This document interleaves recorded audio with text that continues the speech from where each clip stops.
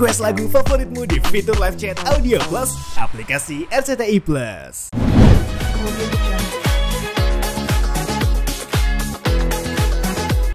Teman-teman media cetak dan elektronik yang saya hormati,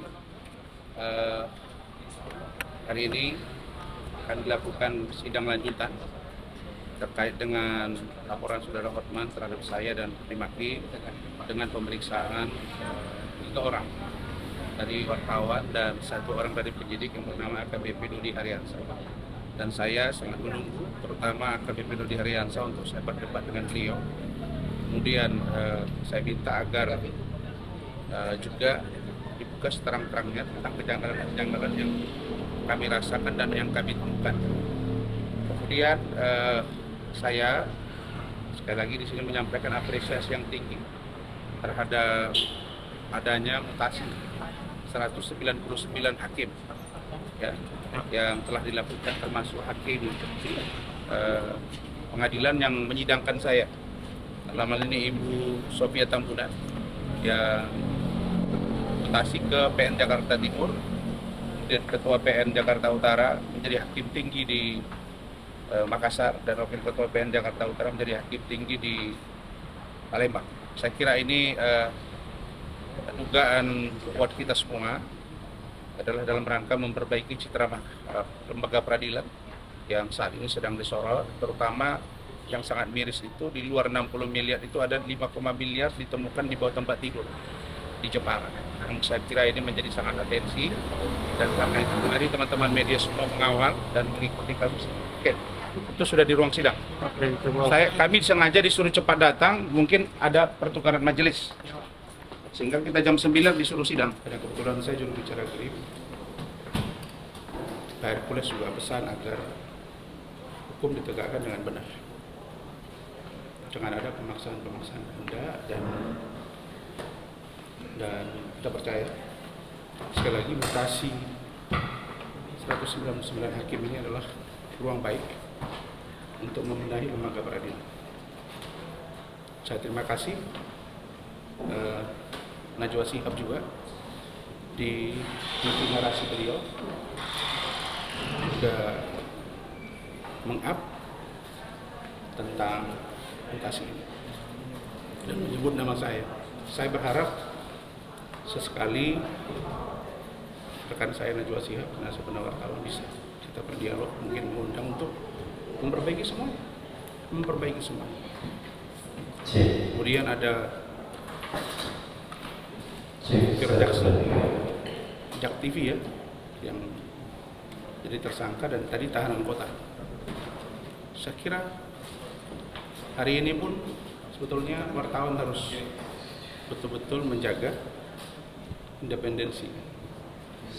Sekali lagi, wartawan juga jangan mudah dimintai periksa oleh penyidik, oleh pengadilan, karena akan merugikan dirinya. Gunakan hak imunitas itu dengan baik. Digunakan saja pun belum tentu. Biar aja sekarang tersangka. Saya kira ini pelajaran baik. Penegak hukum bertindak habis. Saya kemarin telepon Pak Kapolda Metro, Pak Karyoto. Ya. Pak Kapolda, kami serahkan kepada aparat kepolisian, kalau itu melanggar hukum, merugikan masyarakat, membakar mobil polisi, kalau bisa tembak kaki mereka semua. Dan saya dukung. Bahasa saya begitu, tembak kaki mereka semua. Ya. Karena saya kutuk perbuatan itu. Walaupun seandainya mereka benar mereka itu anggota GRIP, tapi saya tidak mengakui mereka itu anggota GRIP Dan belum terdaftar di DPC maupun DPD. Nah, ini cuma punya persoalan hukum, mau melarikan diri, mau berdiri di GRIP, nggak bisa. Kalau GRIP itu taat hukum. Saya pesan kepada anggota saya di seluruh Indonesia, apalagi minta-minta kepada masyarakat, apalagi bikin proposal, apalagi memeras orang. Itu pantangan buat saya tulis, walaupun orang preman no, nah, minta meras orang bikin proposal tidak ada. Selama saya dikenal di Indonesia, pandangan buat saya, jadi hukum harus ditegakkan untuk orang yang melanggar hukum. Mau mafia hukum, justru mafia hukum itu teman-teman media itu membahayakan negara ini. Saya kemarin habis kita kampanye Pilpres, setelah kita menang Pilpres, banyak orang-orang asing datang ke kantor saya. Orang China, orang India, orang Hong Kong datang. Mereka itu ditipu duit 150 miliar, 200 miliar, 300 miliar, ada yang 500 miliar. Bahwa mereka mengenai hukum ini kemandul, hukum ini nggak jalan, ya. Apalagi mengenai para purna bilang, wah Gibran itu harus dimakzulkan. Gibran itu dipilih oleh rakyat. Benar ya? Saya ada di sini, saya sebenarnya nggak mau karena saya sini. Gibran itu dipilih oleh rakyat. Gibran itu mendampingi Bapak Presiden Pak Prabowo, dua-duanya dipilih oleh rakyat. Dan mutlak. Ya, mau dimakzulkan apa? Itu teman bapak-bapak kita lah para purna itu. Karena pertaruhan Pilpresnya mereka kalah gitu loh. Mereka kalah kayak Pak Sutioso ngapain? Pak Sutioso itu nggak usah menyinggung-nyinggung ormas. Sudahlah, kalau saya bilang bahasa kayak mulutnya udah bau tanah. Saya nggak usah nyinggung kita. Orang boleh takut sama Pak Sutioso, kalau saya nggak takut.